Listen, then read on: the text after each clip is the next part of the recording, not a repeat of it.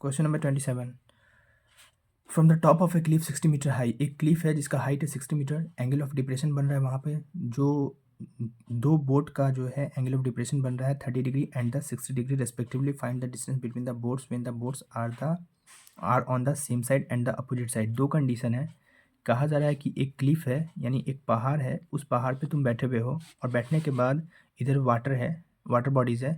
तो सिनेरियो ये है कि दो नाव चल रहा है, इन दोनों नाव को तुम यहाँ पे बैठ के क्लिफ पे बैठ के देख रहे हो तो एंगल ऑफ डिप्रेशन तुमको दिख रहा है। पहला नाव बोट नंबर 1 30 डिग्री एंगल के साथ, बोट नंबर 2 तुमको दिख रहा है 45 डिग्री एंगल के साथ। अब ये दोनों जो नाव दिख रहा है दोनों तुम्हारी तरफ आ रहा है, मतलब यहीं पे है, यहाँ पे रुका हुआ है, सैचुरेटेड है, स्टैटिक में है दोनों, ठीक है। ऐसा नहीं कि दोनों फ्लो कर रहा है, डायनेमिक नहीं है, दोनों सैचुरेटेड है। और तुम देख रहे हो यहाँ पे एंगल ऑफ डिप्रेशन दोनों को 30 डिग्री और 45 डिग्री के साथ। क्वेश्चन तुमसे ये पूछा है कि what is the distance between the two boats, इन दोनों बोट के बीच में डिस्टेंस क्या होगा। और क्लिफ का हाइट तुमको दे दिया है 60 मीटर। ये तब का, ये केस नंबर 1 है, केस नंबर 1 है, ये केस नंबर 1 है जब बोट जो है दोनों बोट सेम साइड में है, ठीक है। केस नंबर 2 भी कहा गया है। केस नंबर 2 में ये कहा गया है कि अगर इसी क्लिफ के तुम अभी यहीं पे बैठे हुए हो, दोनों इस बार दोनों तरफ पानी है, the water is on the both side of the Cliff.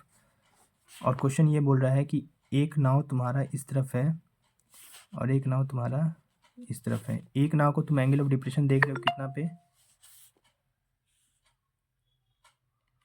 एक नाव को तुम एंगल ऑफ डिप्रेशन देख रहे हो 60 डिग्री के साथ और एक नाव का तुम एंगल ऑफ डिप्रेशन देख रहे हो 30 डिग्री के साथ, ठीक है।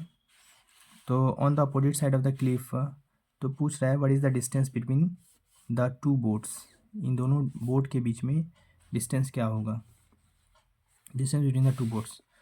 तो यहाँ पे तो हमको एक टावर है, क्लिफ है जिसका हाइट दिया हुआ है 20 मीटर, ये 20 मीटर है हमको।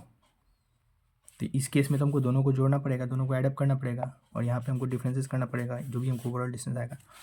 तो ये दोनों केस है, दोनों केस में कुछ बड़ा चीज़ नहीं है, it is not difficult task. हम यहाँ पे देख सकते हैं कि यहाँ पे अल्टरनेट इंटीरियर एंगल यहाँ पे 30 डिग्री हो जाएगा, यहाँ पे 45 डिग्री हो जाएगा, ईजिली कैलकुलेशन आराम से हो जाएगा।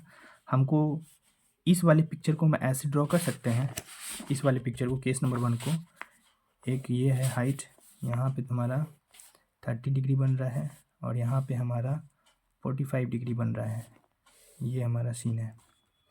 और यहाँ पे हमारा 60 मीटर का क्लिफ है, ए बी सी और डी। अब यहाँ पे हम पहला वाला इस एंगल को लेते हैं तो हम कह सकते हैं tan 45 degree is equal to perpendicular upon में बेस क्या है, बी सी है। tan 45 का वैल्यू 1 होता है, 60 डिवाइडेड बाई बी सी हो जाएगा।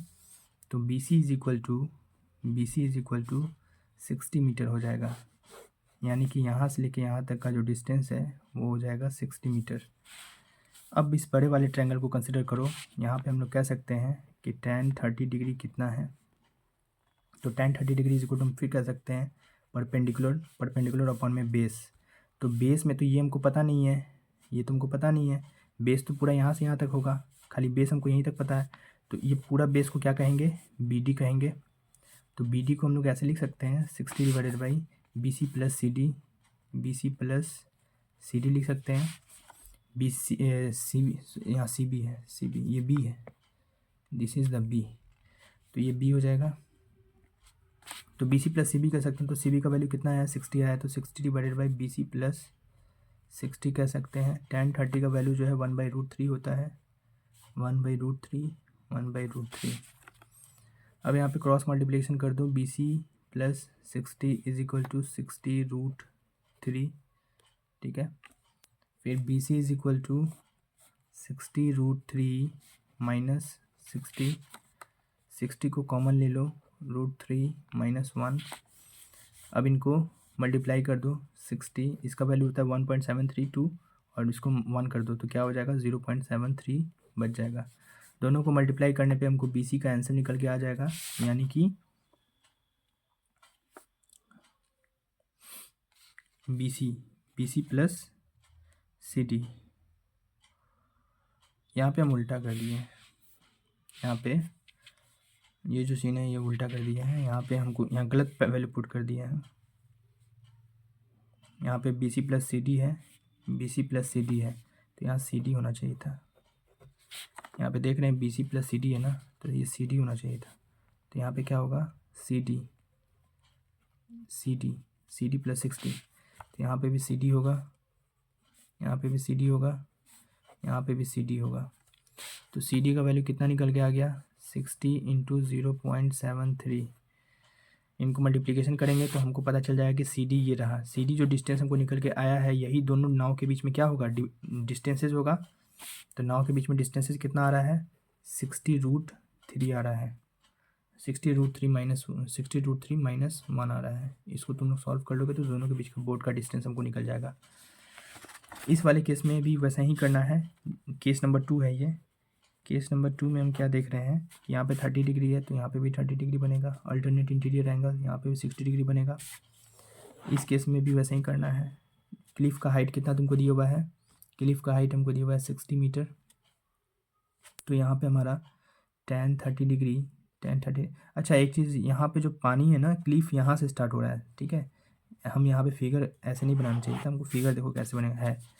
ये जो है हमारा बोट है, पहाड़ यहाँ से स्टार्ट है, पहाड़ ये रहा, और यहाँ पे वाटर बॉडीज़ है, यहाँ पे वाटर है, ये ऐसे है और ये ऐसे है, यहाँ पे पानी है, और इसी पानी पे ये एक नाव है, इसी पानी पे एक दूसरा नाव है, ठीक है, जिसका एंगल ऑफ डिप्रेशन तुमको ऐसे दिया हुआ है। तो क्लिफ का हाइट कितना हो गया, यहाँ से लेके यहाँ तक 60 मीटर दिया हुआ है। तो हम कह सकते हैं ना कि यहाँ पे एंगल ऑफ डिप्रेशन कितना बन रहा है, 30 डिग्री बन रहा है, और यहाँ पे 60 डिग्री बन रहा है। तो हम यहाँ पे कह सकते हैं ए बी सी और डी। तो tan 30 डिग्री, इस वाले ट्रायंगल को कंसिडर करो, tan 30 degree is equal to 60 upon में बी सी, ठीक है। तो यहाँ पे 1/√3 हो जाएगा, 60 अपॉन में B C. So B C is equal to 60√3 हो जाएगा।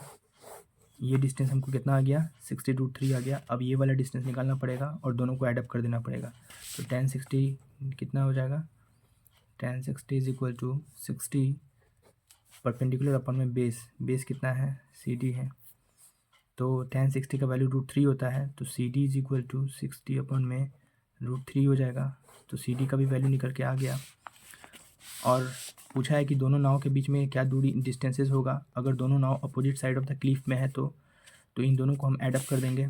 तो ऐड करने पे क्या होगा, डिस्टेंसेस क्या होगा दो नाव के बीच का, तो ये हो जाएगा 60√3 प्लस 60√3, यही डिस्टेंसेस हो जाएगा। दोनों को सॉल्व कर लेंगे। यहाँ पे 60 × 3 180 हो जाएगा, ये डिवाइडेड बाई √3 हो जाएगा इंटू 60। तो ये सॉल्व करने पे हमको यही डिस्टेंस आएगा, यहाँ से लेके यहाँ तक पूरा।